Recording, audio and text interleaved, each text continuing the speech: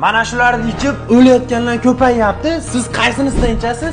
Qaysinisi tezroq o'ldiradi deb o'ylaysiz? Hozir shu savolga javob olamiz bolalar. Assalomu alaykum doktor akalar, opalar. Aka, mana shu energetiklarda qaysi biri tezroq o'ldiradi? Hozir ikkalasi ham tezroq o'ldiradi, chunki ichida gormoni bor. Shuningdek, gormoni ichgan odamlar davleniyasi ko'tarilib ketyapti. Yoshlar ayniqsa bir kunda 2 ta 3 tadan ichyapti.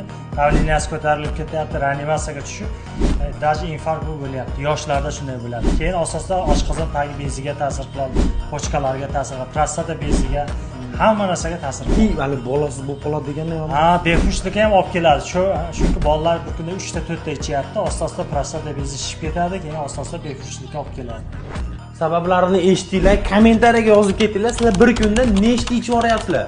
Aka, bu ichib yuryotganlar alomatlariga bir ko'rinsa, ha, alomatlari bo'ladi, bosh og'riq paydo bo'ladi, yurakda og'riq, keyin ishtiyoq o'ladi. Shunda kelib bir EKG qilib, yurakni EKG qilamiz, biz nazarchalar qilib beramiz. Inshaalloh yaxshi bo'ladi. bo'ldi, akamiz adreslarini bilasizlar, qo'yib qo'yaman yana, nomerlarini ham qo'yib qo'yaman. Savollar bo'lsa, kommentariyaga yozib ketinglar, nechta ichayotganinglar yozib ketinglar, erkaklar.